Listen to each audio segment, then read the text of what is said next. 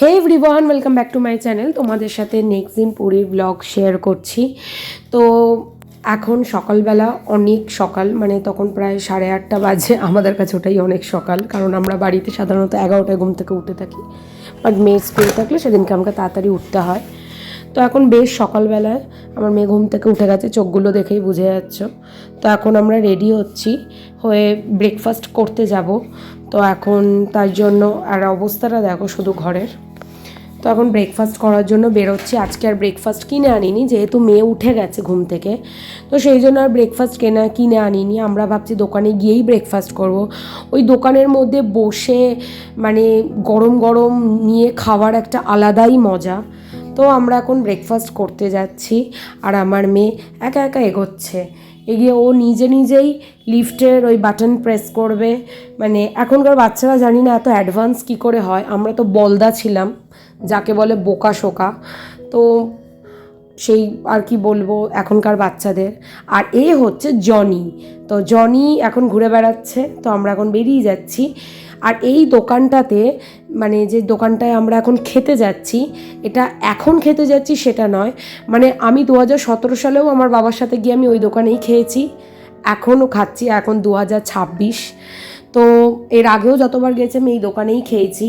তো আমাদের আমরা ছেঁড়া পরোটা নিয়েছি, বা ফাটা পরোটা, অনেকগুলোই নাম আছে। আর ঘুগনিটা নিয়েছি, দারুণ লাগে খেতে। তো আমার মেয়ে বলল খাবে আর মিষ্টি খাবে, কারণ হচ্ছে ওর একটু একটু ঝাল লাগছে।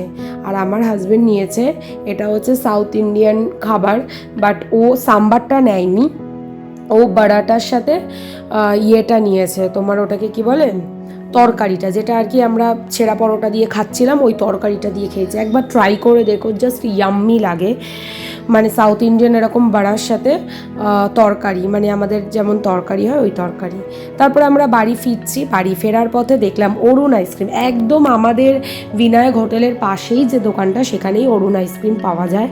তো আমার মেয়ে বলল খাবে, তো ওর জন্য একটা নিলাম, আর আমার জন্য একটা নিয়েছি। আমার হাজব্যান্ডেরটা আগেই খেয়ে নিয়েছে।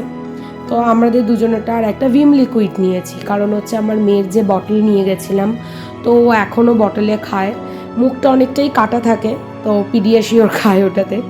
তো সেইটা পরিষ্কার করার জন্যই আমি একটা ভিম লিকুইড কিনেছি। তো ওকে কেটে দিলাম, ও এখন নেচে নেচে খাবে। ওর এটা ভীষণ পছন্দ। আর সত্যি কথা বলতে কি, আমি বাইরে যখন ঘুরতে যাই, আমি কোনো রেস্ট্রিকশান রাখি না খাবার দাবারে, মন যা এনজয় করতে চায় খায়। কিন্তু হ্যাঁ, বুঝে সুঝে আমি খাবারটা অবশ্যই দিই, কারণ বাইরে গেলে শরীর খারাপ খুব বেশি হয়ে গেলে তখন অসুবিধা হয়ে যাবে, কেউই সেখানে থাকে না ফ্যামিলি। আমরা খাওয়া দাওয়া করে ঘরে চলে এসেছি, এখন আমরা রেডি হচ্ছি, সমুদ্রে স্নান করতে যাব।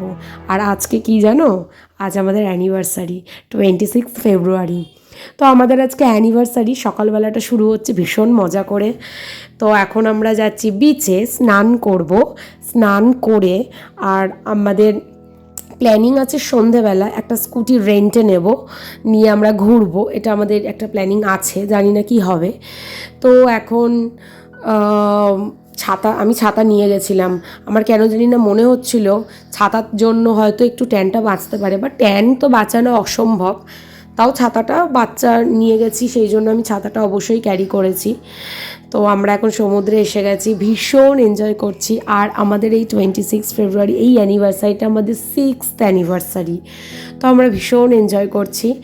আর আজকে আমাদের দুপুরবেলার মেনুটাও খাসা, আমাদের একটা প্ল্যানিং আছে, তো আমরা ভীষণ এনজয় করছি। আর আমাদের না প্রি ওয়েডিং হয়নি, শুধু লজ্জা পাবো বলে করিনি। তো এখন মনে হচ্ছে করলে ভালো হতো, কত রকম ইচ্ছে হয় না মানুষের। তো এখন হচ্ছে সবাইকে দেখে যে হ্যাঁ করলে ভালো হতো, এখন ওই লজ্জা ব্যাপারটা গেছে। হ্যাঁ, তখন আমাদের সত্যি দুজনের ভীষণ লজ্জা ছিল যে লোকের সামনে যে পোজগুলো কীভাবে দেব, সেই জন্য। তো আমার মেয়ে তার বাবার কাঁধে উঠে পড়েছে, আর আমার মেয়ের এক ফোঁটা জলে ভয় নেই, এত এনজয় করেছে না কি বলবো। বাড়িতে যে যতটা জ্বালায় ওখানে ভীষণ এনজয় করেছে।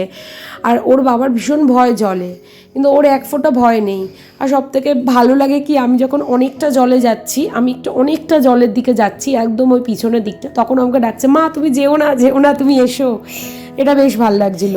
তো দেখবে সমুদ্রে স্নান করার পরে না প্রচণ্ড খিদে পেয়ে যায়, জানি না কেন প্রচণ্ড খিদে পেয়ে যায়। তো আমাদের আজকে মেনুতে খুবই আরামের খাবার, আর এটা আমাদের অ্যানিভার্সারি স্পেশাল মেনু। সেটা হচ্ছে আমাদের কাঁকড়া আছে, ক্র্যাব। আজকে ক্র্যাবটা খাওয়া, সত্যি বলছি খুব রিজনেবল ওখানে এই ক্র্যাবটা। এটা নিয়েছে 150, বাট অনেক দিয়েছে। মানে আমি সব থেকে লাস্টে মনে হয় আমরা খেয়ে উঠেছি। আর আমার মেয়ের জন্য একটা কাতলা কালিয়া নিয়েছি, বলেছি ঝাল কম দিয়ে বানাতে।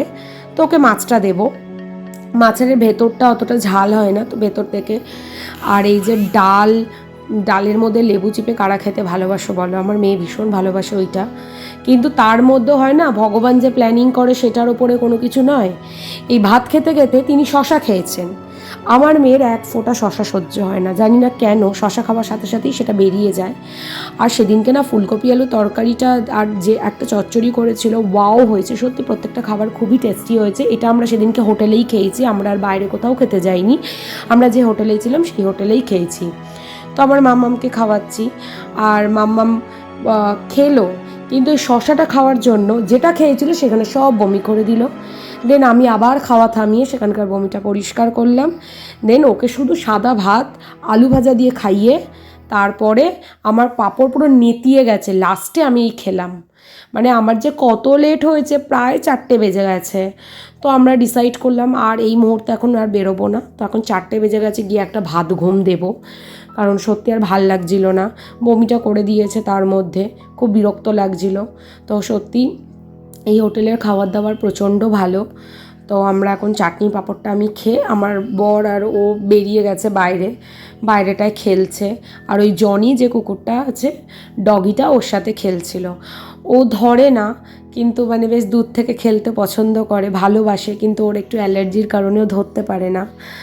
তো এখন বিকেল হয়ে গেছে, দেখো সূর্যটা ডুবছে, আর আমাদের ব্যালকনি থেকে কি সুন্দর দেখাচ্ছে। বাই।